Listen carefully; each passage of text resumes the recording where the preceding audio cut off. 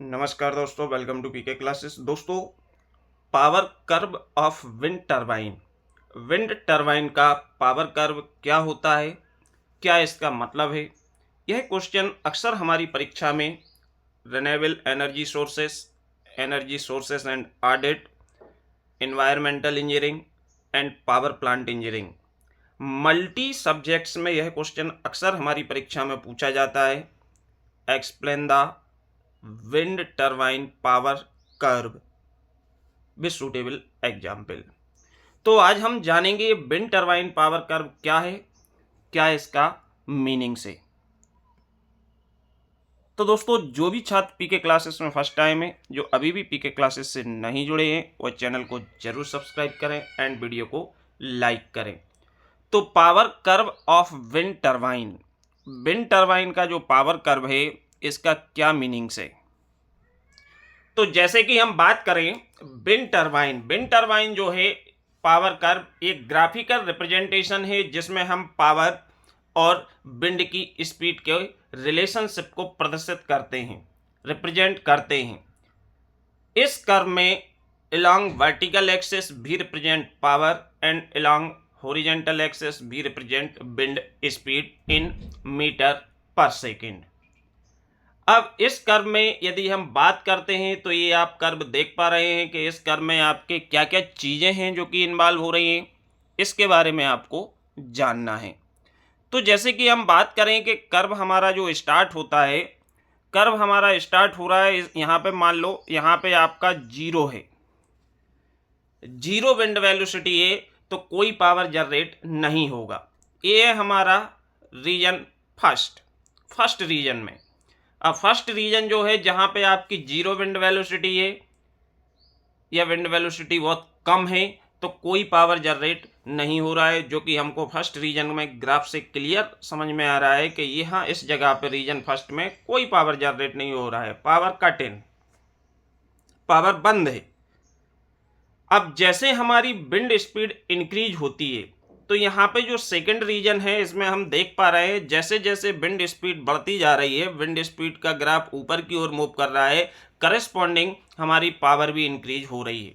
Means wind बढ़ने से power increase हो रही है, जो कि रीजन सेकंड में रिप्रेजेंट हो रहा है, और इसमें हमारा ये ग्राफ जाके सेकंड में पावर इंक्रीज होके पहुंच रही है सबसे मैक्सिमम। अब जैसे इसकी मैक्सिमम है पावर, उसको हम रेटेड पावर भी बोलते हैं या रेटेड विंड स्पीड भी बोलते हैं, जिसको हम वी रेटेड बोल सकते हैं। अब इसमें वी रेटेड पे हम बात कर रहे हैं, इसके बाद भी यदि आपकी विंड स्पीड बढ़ रही है लेकिन जो पावर है वो कांस्टेंट है, जो कि आपके थर्ड रीजन में है, क्योंकि एक लिमिट तक स्पीड बढ़ने पे पावर तो इंक्रीज होती है, लेकिन जैसे एक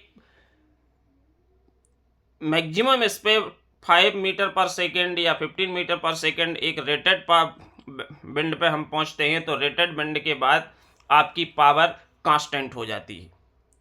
अब विंड हम बढ़ा भी रहे हैं रीजन थर्ड में, विंड आपकी इंक्रीज हो रही है वी रेटेड से लेके वी कट ऑफ तक, लेकिन पावर इंक्रीज नहीं हो रहा है, क्योंकि ये आपका मैक्सिमम और एक कांस्टेंट पावर है जो कि जनरेट होगी।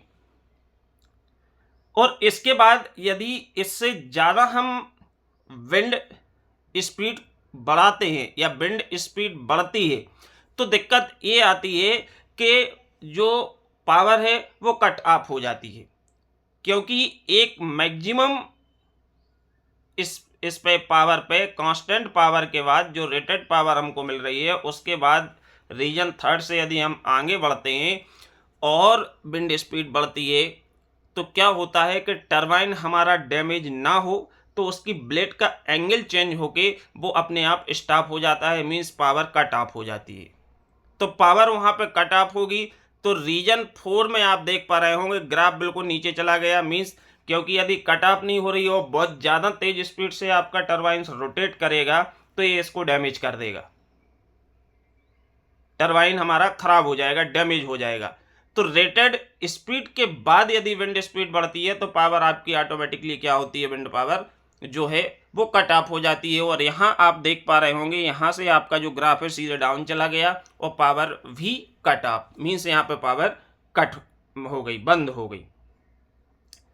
तो ये जो है हमारा विंड पावर कर्व है, जिसमें हमको पावर और विंड स्पीड के बीच में रिलेशन से पता चलता है, जिस दोनों के बीच में ग्राफ होता है कि कितनी स्पीड, तो 3 से 5 मीटर पर सेकंड स्पीड आपकी होती है।